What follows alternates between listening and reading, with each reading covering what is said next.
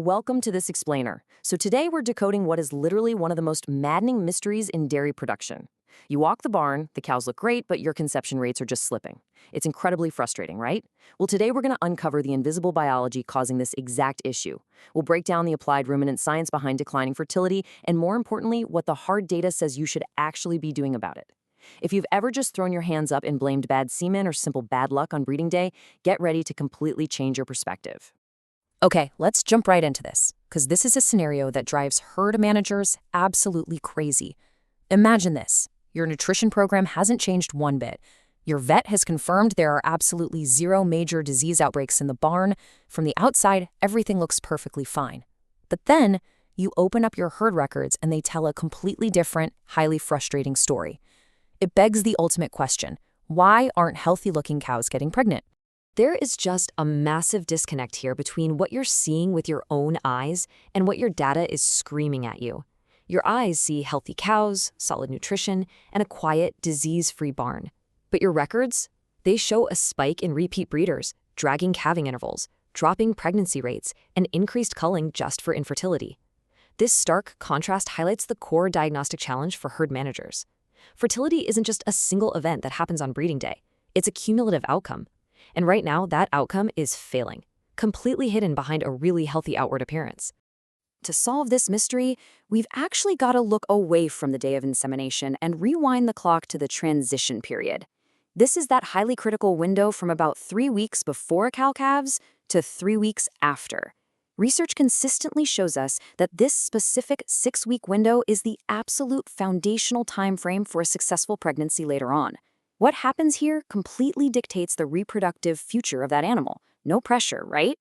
See, there's a very strict linear biological pathway to conception. It kicks off with transition management. If that goes well, the cow maintains good metabolic health, which then fires up normal ovarian function. That leads to successful heat expression, allowing for the correct timing of artificial insemination, and finally, boom, a pregnancy. This proves that a failed insemination is usually just the tip of the iceberg. It's almost always a systemic failure that happened way, way back during transition or metabolic shifts. When cows stumble early in that pathway, particularly right around calving, they often fall into what we call a negative energy balance. This is a postpartum state triggered by reduced dry matter intake. Basically, because the cow isn't eating enough to support her surging milk production, she starts rapidly mobilizing her own body fat. This spikes her NEFA and BHBA levels, impairs her immune system, and severely delays her ovarian activity. She's creating this hidden internal environment that will actively prevent conception weeks down the line, even though she looks perfectly fine standing at the feed bunk.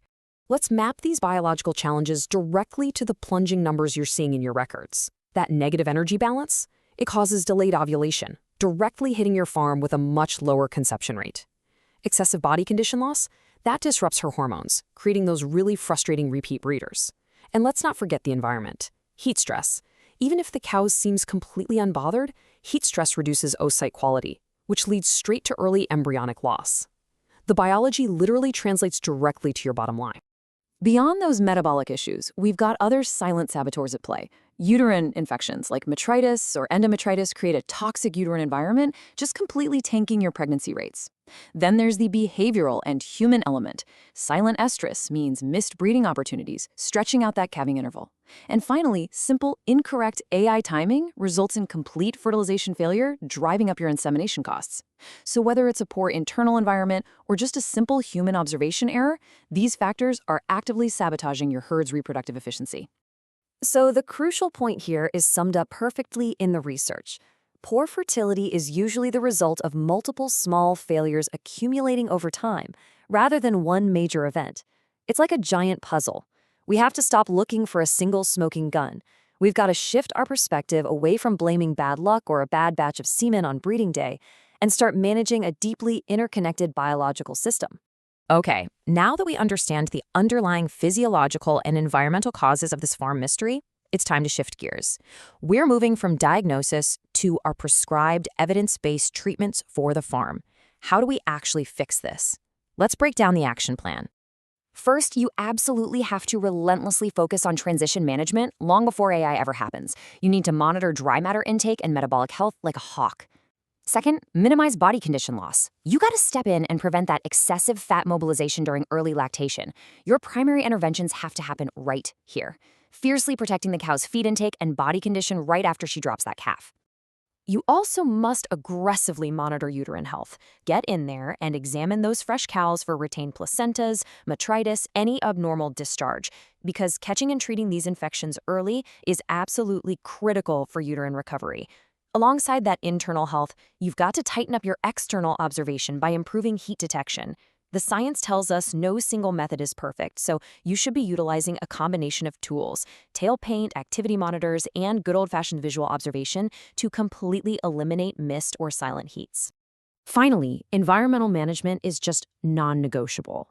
Reducing heat stress during warm weather is absolutely vital. This means increasing shade, drastically improving ventilation, deploying fans and sprinklers, and ensuring your cows have unrestricted access to clean, cool water. Remember, elevated body temperatures directly compromise oocyte quality and embryo survival. Basically, keeping her cool is keeping her fertile. Now, this gives us a really direct, highly practical decision guide. You can actually match your specific farm symptoms with targeted, scientific responses. If you observe your repeat breeders are increasing, immediately review your heat detection accuracy and the herd's overall metabolic status. If you're seeing delayed first services, well, you need to backtrack and assess your transition management and uterine health protocols. It takes the guesswork completely out of herd management and replaces it with an evidence-based roadmap. But we aren't just looking at today. We need to look at tomorrow. Moving forward, the future of reproductive management is going to rely heavily on precision livestock farming technologies. We're talking about wearable activity and rumination sensors that catch subtle behavioral changes you'd never ever see with the naked eye. We're looking at automated inline progesterone monitoring, computer vision, and AI predictive models that process vast amounts of health and genomic data. Technology is literally about to become your best breeder. This represents a massive, massive paradigm shift in agriculture. The old way of thinking was purely reactive, right? Did we detect heat today? The new data-driven mindset is proactive and predictive. Which cow has the highest probability of becoming pregnant today? We are moving completely away from reactive human observation to proactive, AI-driven fertility prediction. It's a whole herd approach that optimizes your labor, cuts costs, and really maximizes pregnancy success. We'll wrap up this explainer with a final question for you to consider as you head back out to the barn to evaluate your herd's records. Take a hard look at your own protocols and ask yourself, are you just watching for heat, or are you actually managing the entire pathway to pregnancy? Remember, fertility begins weeks before insemination. Protect the transition period, utilize your data, and manage the whole system.